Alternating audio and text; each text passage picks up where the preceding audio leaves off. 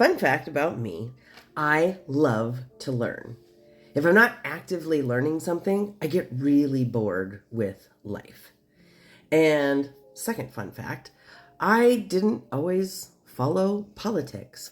I was really, I didn't ever learn anything about politics growing up, and it wasn't a part of my life until right around the time of Trump's first administration, when they were nominating Supreme Court justices. That was sort of my catalyst into learning about politics.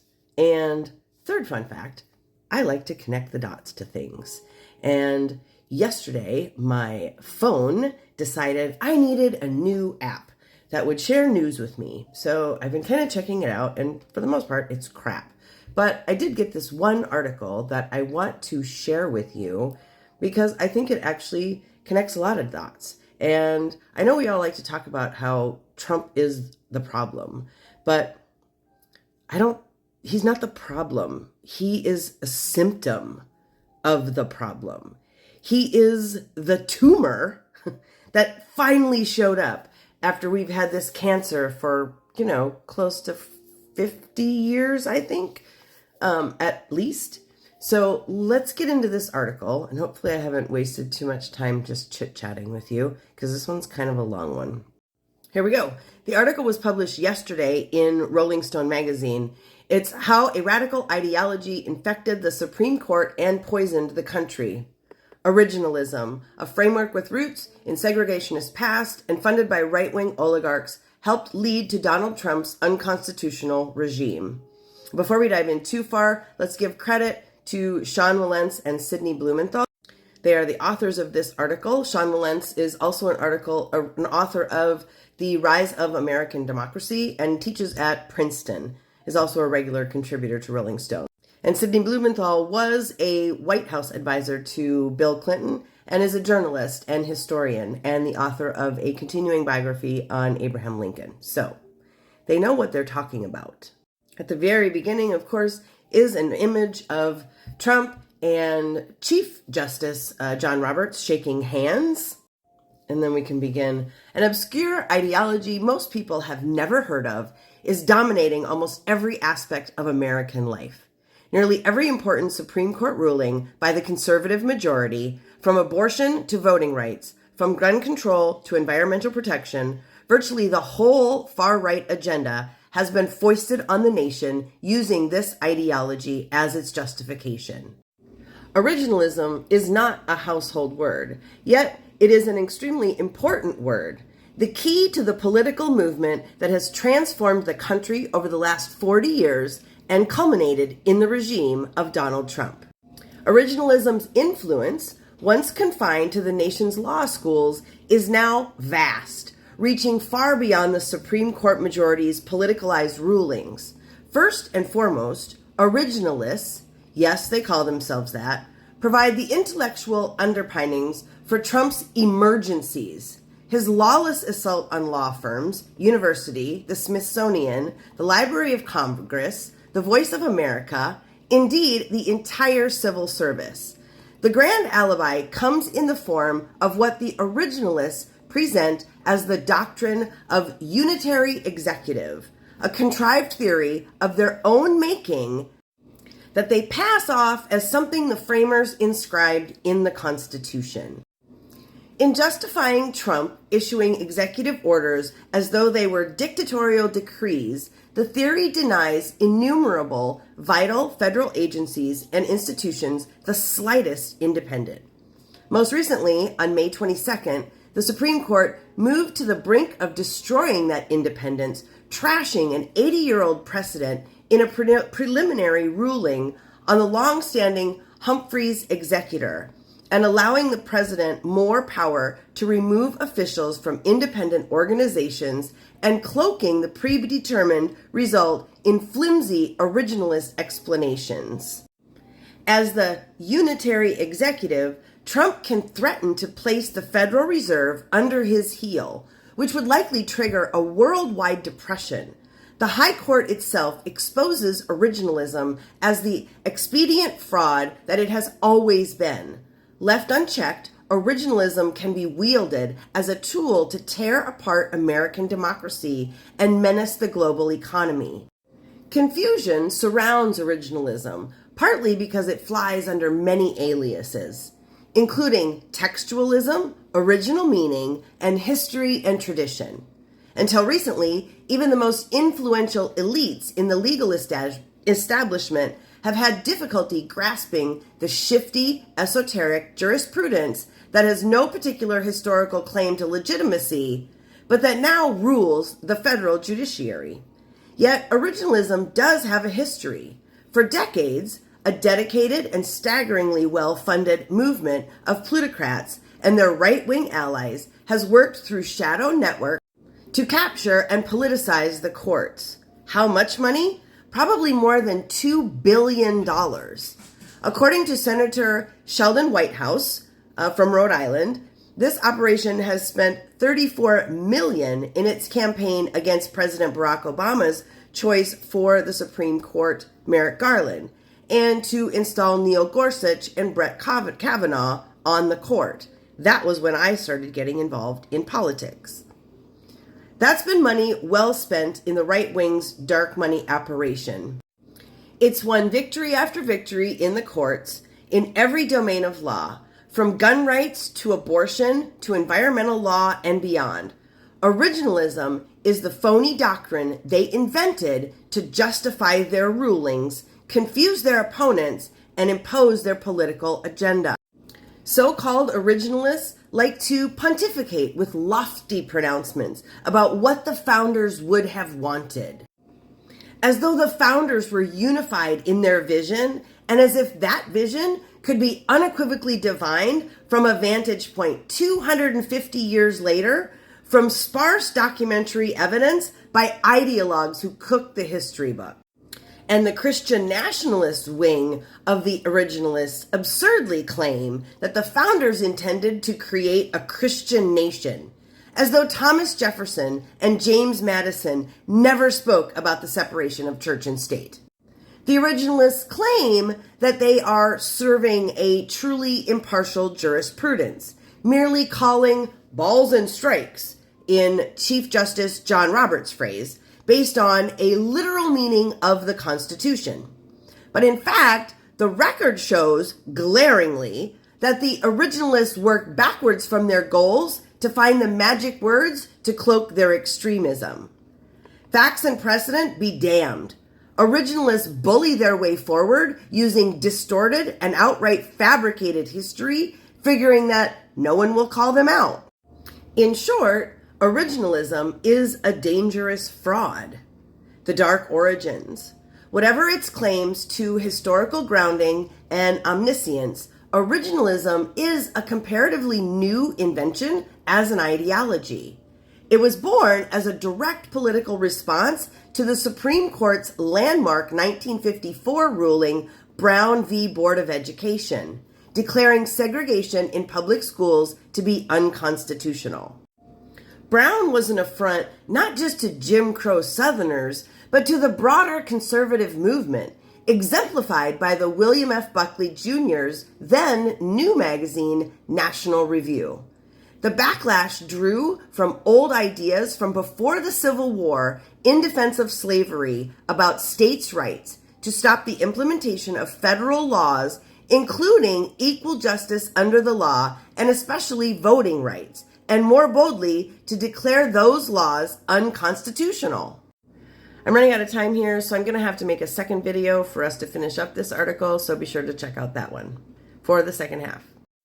This is part 2 of the article on the radical ideology that poisoned our Supreme Court. It's a direct route from the segregationist arguments against civil rights to Chief Justice John Roberts' ruling in 2013 eviscerating the Voting Rights Act of 1965. That may be the only true originalism.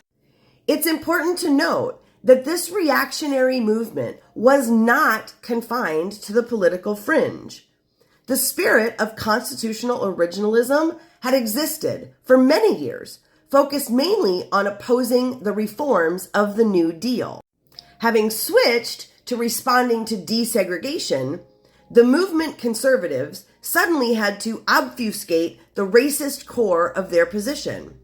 Hiding their bigotry in the folds of history, they embarked on the project of supposedly discovering the original intent of the 14th Amendment, trying to show that its guarantee of equal protection under the law was irrelevant to securing civil rights for Black schoolchildren and their parents. To undermine Brown, conservatives hit upon a slogan they dressed up as a judicial principle: intent construct. That was the first definition of what became originalism.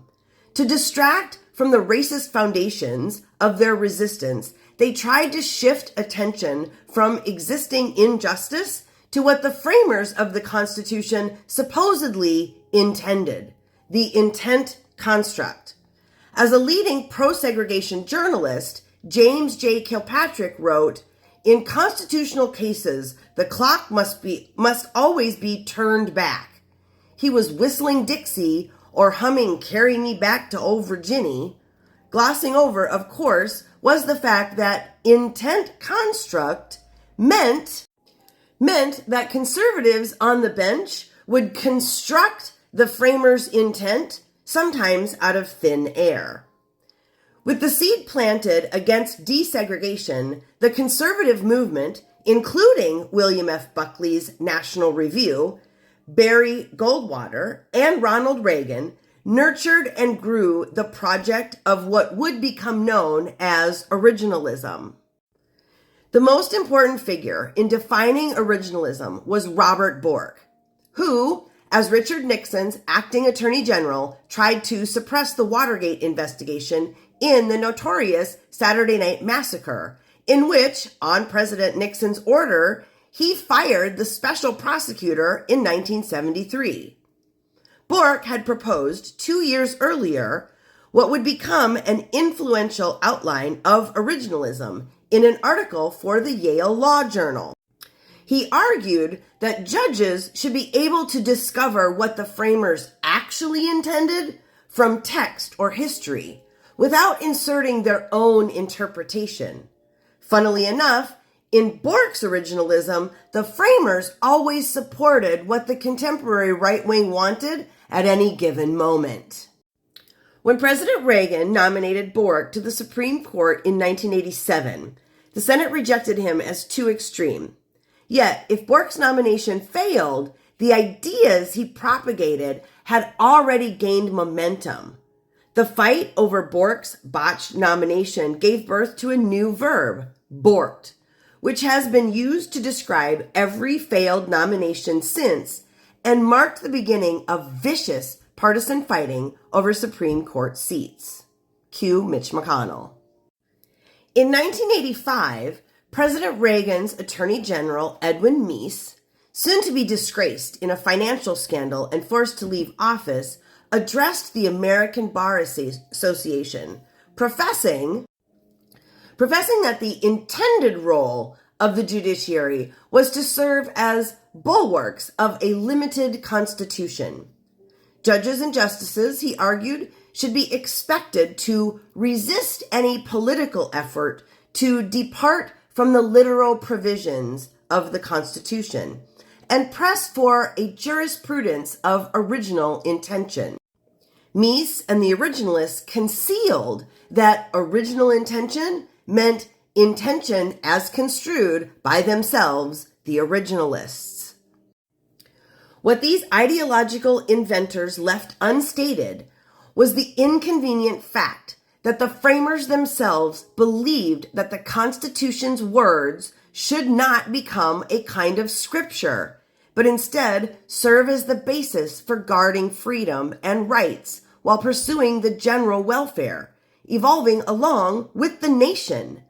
The framers endlessly disparaged the idea of an unchangeable fundamentalist text. In framing a system which we wish to last for ages, we should not lose sight of the changes that ages will produce, James Madison said during the Constitutional Convention.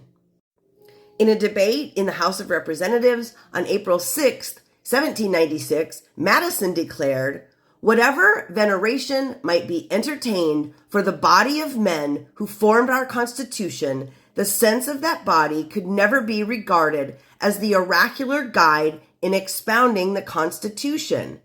But the originalists ignore the practical sense of the framers as they claim to conduct seances, hearing their true voices from the beyond. Antonin Scalia, appointed by Reagan to the Supreme Court in 1986, became originalism's most visible and vocal proponent on the court. Originalism also became the creed of the Federalist Society. Aren't they the same people that wrote Project 2025? An organization of conservative academics that morphed into a hugely influential, elite, right-wing, legal, and political operation, grooming hundreds of lawyers for appointment to the federal bench, a vast machinery to take over the judiciary and the law, financed by the many millions of dollars gathered and administered by the reactionary theocrat Leonard Leo, who assumed control of a $1.6 billion slush fund in recent years. Although originalism was then a newly minted concept, which would have been inconceivable to the founders, within 15 years, it had managed to seize the political high ground and masquerade as history. In 2000, in one of the crudest but most consequential maneuvers in American history, Scalia led a conservative majority on the court in a 5-4 decision to hand the presidency to the Republican candidate, George W. Bush, by stopping the counting of thousands of ballots in the Florida contest. Scalia, in a bit of originalist jiu-jitsu, flipped the 14th Amendment's Equal Protection Clause to declare Bush the winner. A ruling Scalia reportedly confessed in private later was, as we say in Brooklyn, a piece of shit. The twisting of history. The basic conceits of originalism are deceptively simple. The meaning of the constitutional text was fixed, knowable, and unambiguous at the time it was written, and that this meaning should govern for all time. To these absurd presumptions, the originalists add one more, that only originalists can dictate the law. The real trick for them is to find language that is roomy enough to embrace their prearranged goals, but also narrow enough to avoid sounding obviously contrived. Contrary to the humbug of what originalists would have you believe, the founders did not have a unified vision. Madison believed that even the meaning of words in the Constitution acquired different definitions over time. What a metamorphosis would be produced in the code of law if all its ancient phraseology were to be taken in its modern sense. He stated that back in 1824. But it's easy enough to manipulate historical sounding language into a single, clear-cut, original meaning, and then arrive at an interpretation of that meaning that justifies the desired conclusions. Looks like I'm going to have to make a part 3 because I'm running out of time, so be sure to check out that video for the finale. This is part 3 of this article I've been doing on originalism and the Supreme Court, so let's dive in. Intended to have a gravity not unlike fundamentalist biblical exegesis, it more closely resembles three-card Monty. Such historical distortion and falsehoods, for example, form the cornerstone of the court's decision in Dobbs v. Jackson Women's Health Organization, the case that overturned Roe v. Wade and eliminated federal protections for abortion rights. Among the central assertions in that decision, written by Justice Samuel Alito, concerned what Alito called a most important historical fact.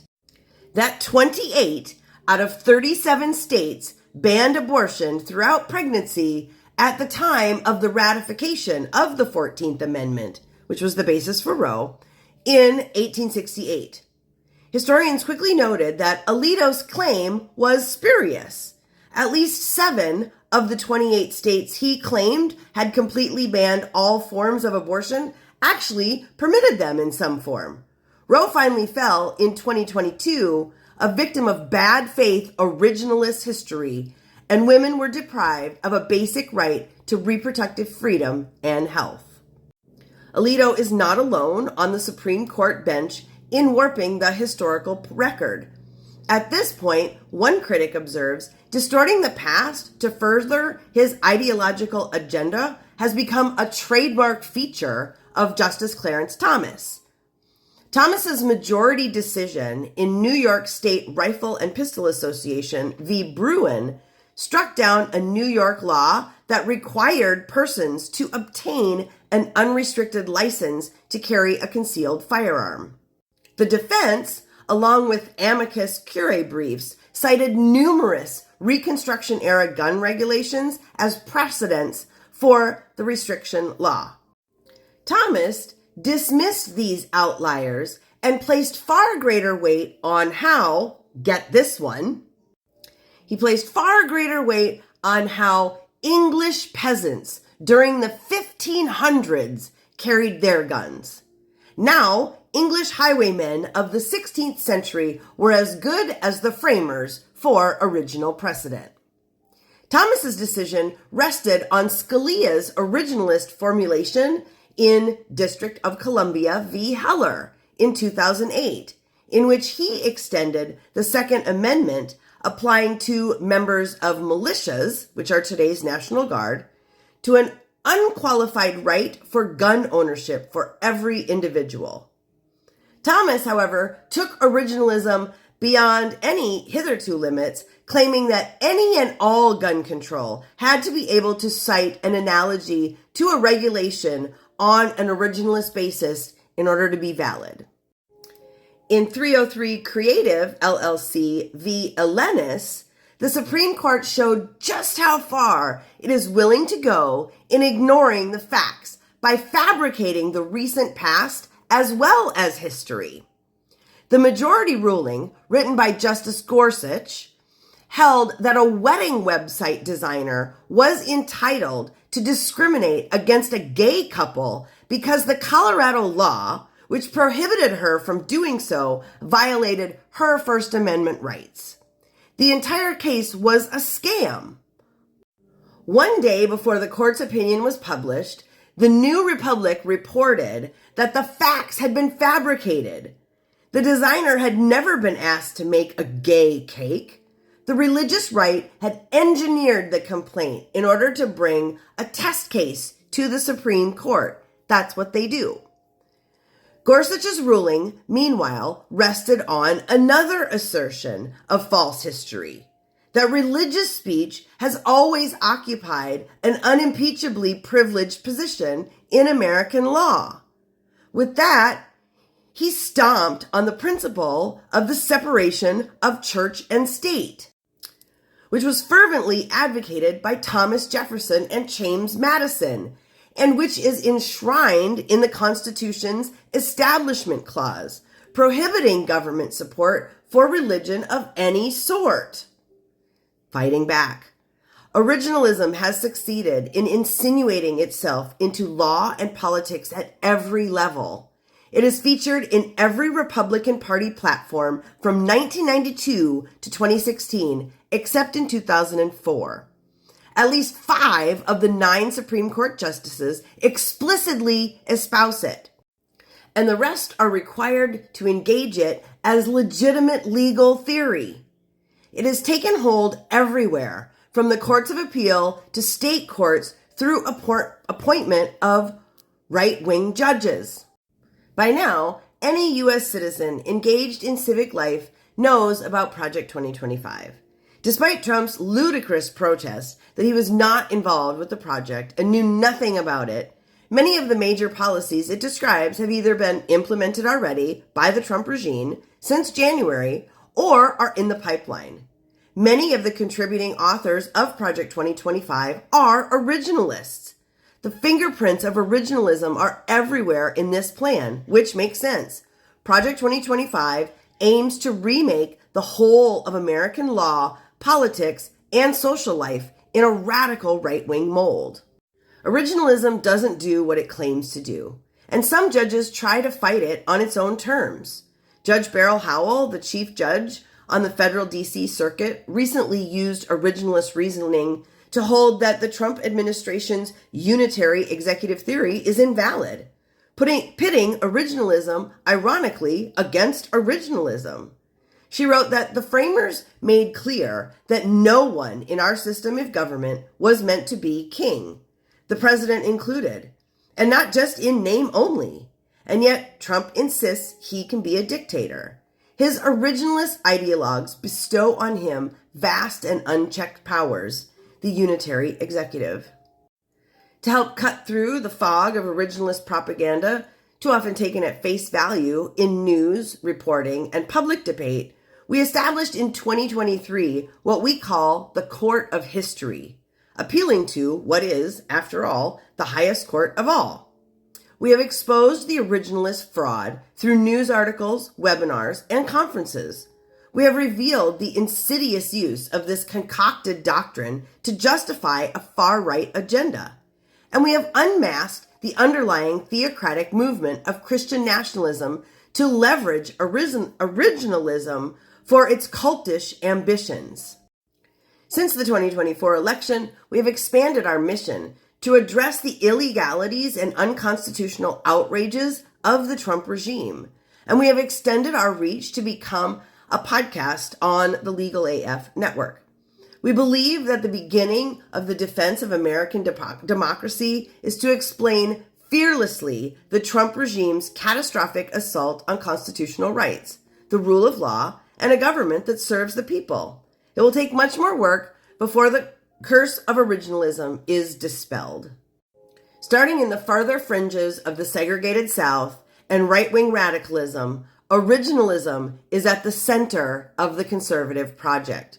Far from an abstract game of legal reasoning, originalism has real and devastating consequences. Donald Trump has become the essential implementer of their game plan to force through Project 2025 and pack the courts with originalist judges. But as the nation approaches the 250th anniversary of the American Revolution, we can only wonder what bizarre twisting of history the originalists will invent to justify a tyrannical regime.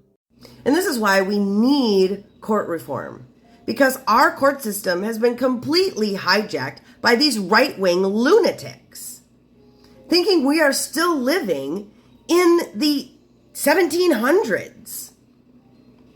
They literally want to make America great again by taking us back to before we had a constitution. We definitely need to have our own vision for the future, because their vision for the future is A Handmaid's Tale.